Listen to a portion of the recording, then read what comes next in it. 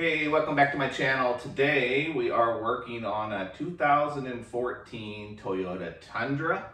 We will be replacing the radiator.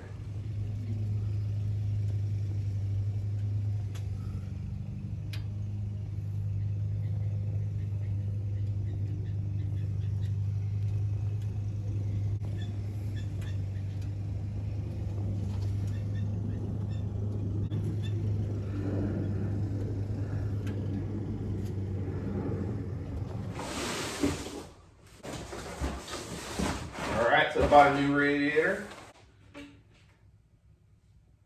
Lower and upper radiator hoses. Alright, let's get started. Alright, so with the defector shield removed, you'll need a 12mm socket to remove the bolts. Place this off to the side. Remove the radiator cap. Okay, let's go ahead and drain whatever antifreeze is left in the radiator. Okay, underneath here on the driver's side, we have a drain valve, and we will drain whatever's left here.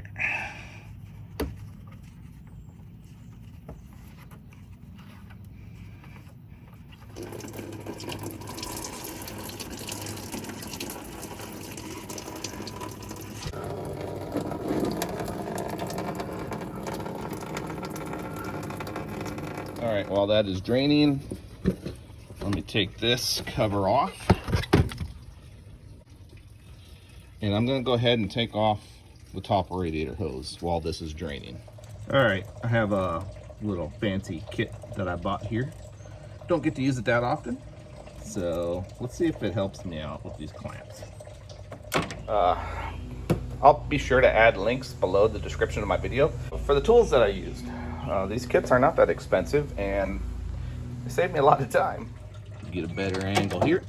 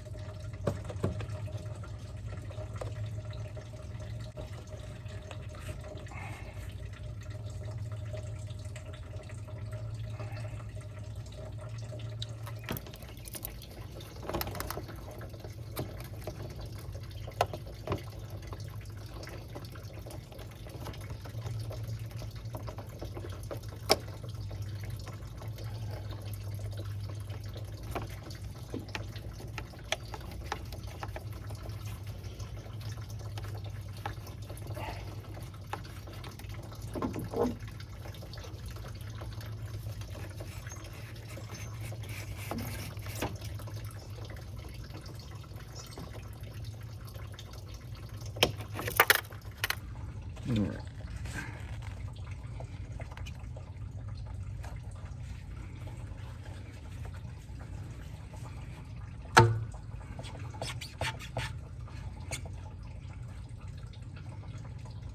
And we'll put this off to the side. So the fan is held on by 4 nuts, and you'll need a 12mm wrench. Don't do what I did. I rounded off one of these nuts by using the opened end of the wrench. Make sure you use the closed end of the wrench. And use a screwdriver to hold it in place while you loosen them. All right, I have them all loosened up now. And I will put these nuts off to the side. Make sure you place these nuts and off to the side in a safe place. Okay, all the nuts are removed. Oh wow, that came off easy. All right, so we're just gonna remove the fan and just kind of leave it in the shroud area for the time being. All right, looks like she's done draining, so I'll close this valve up. All right, we're gonna move to the other side here and get this lower radiator hose removed. I can't know if you can see this real well. I thought I was recording and I wasn't. So I just removed this radiator hose from the bottom of the radiator. Now I'm going to remove this shroud. So I'm going to start by removing this small overflow hose. And it looks like we've got a couple of bolts. 10mm socket.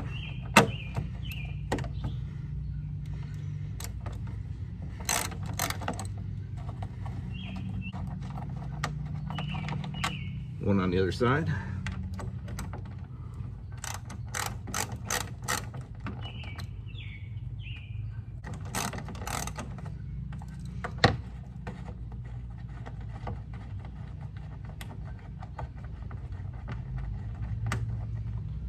All right, we're gonna put these off to the side.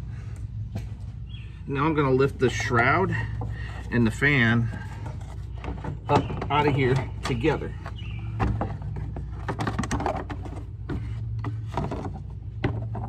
All right, now I can access the upper part of my lower hose.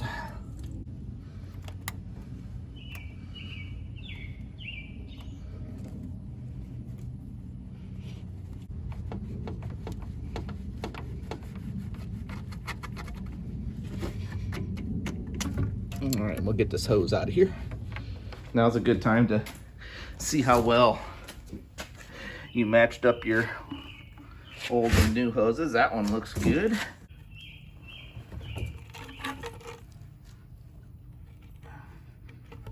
So now it looks like we have to take the grill off. Let's see what that consists of. All right, we'll start with a couple of plastic clips here.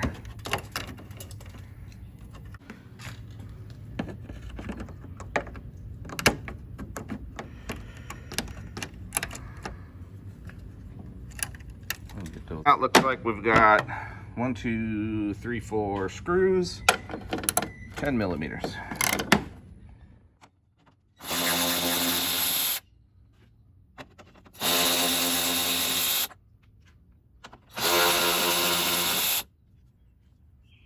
All right, so we have the top released, but the bottom is still held in. I had to get on the internet to figure this one out. So I'm gonna show you all.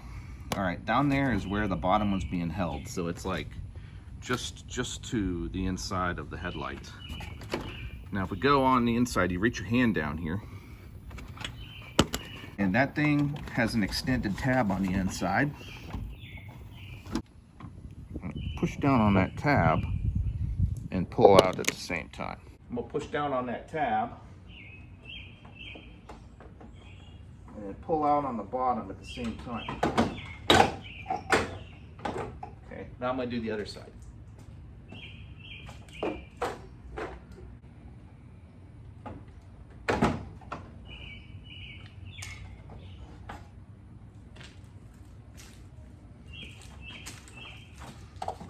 Here are those tabs. They're pretty long, so you just push down and pull out. Getting your hand back there to them is going to be the tricky part, but hey, not too bad. I didn't break anything. All right, so we have 4 bolts holding on the radiator. The top ones are pretty easy. I got 1 bolt right there, another one right there. On the bottom, we'll have to reach an extension through there and an extension through there. All right, a 12mm socket is the lucky socket. We'll do the bottom ones first.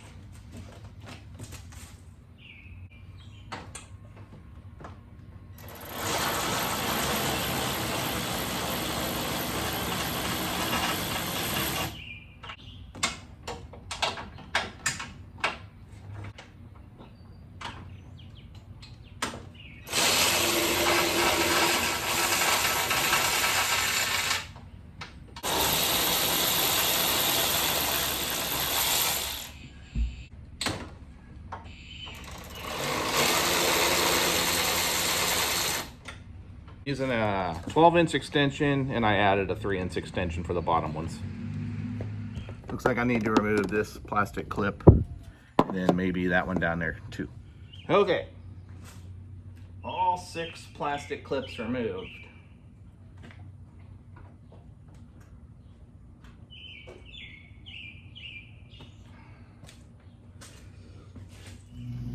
Original Toyota Radiator, over 160,000 miles.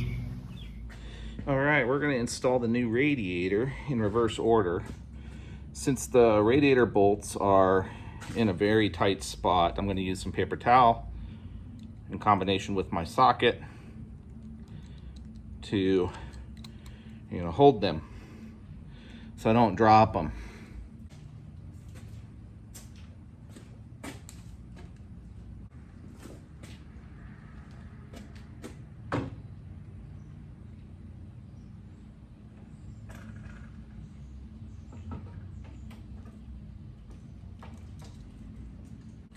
So the radiator comes with little clips that kind of hold it in place, which is nice. That way I don't have to juggle the radiator and the screws. I'll see you all back here in a second when I get the grill back on and after I get the hoses on and we're ready to put antifreeze back into the radiator. All right, I'm going to add some antifreeze. This is pink Toyota Lexus Scion coolant.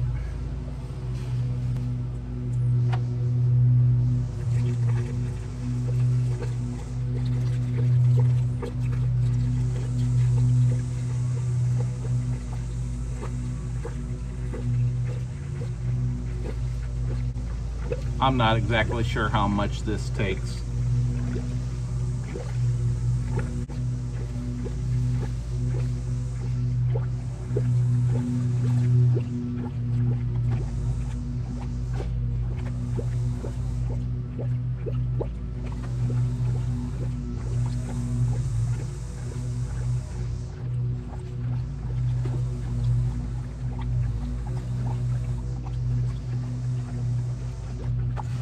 There's 1 gallon.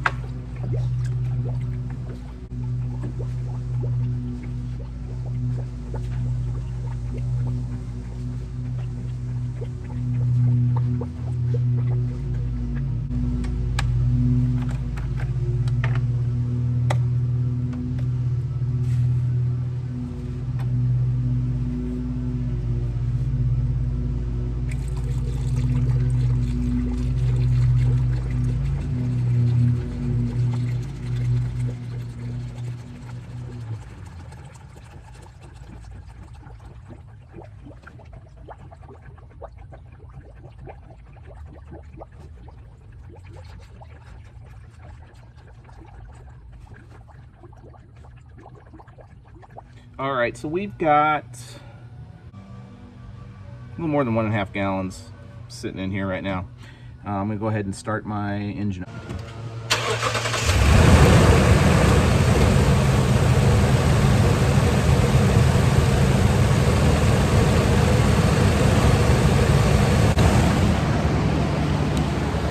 All right, so I started my engine up and I'm gonna let it burp. I've got the heater on full blast hot just to run it through the heater core.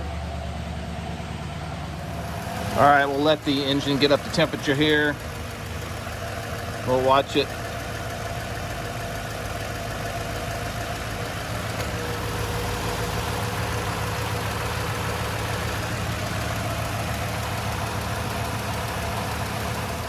All right, so it's nice and toasty in my cab, and while I was waiting, I put that bottom skid plate back on my truck. So let me turn this valve off here. And I'm going to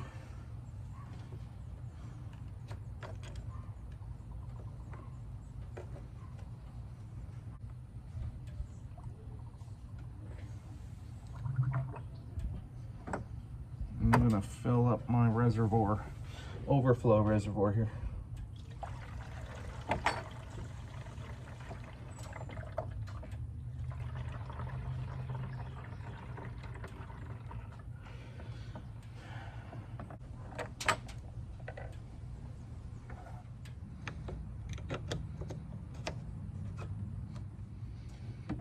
I used a little bit more than 1.5 gallons, so make sure you have 2 gallons of antifreeze with you.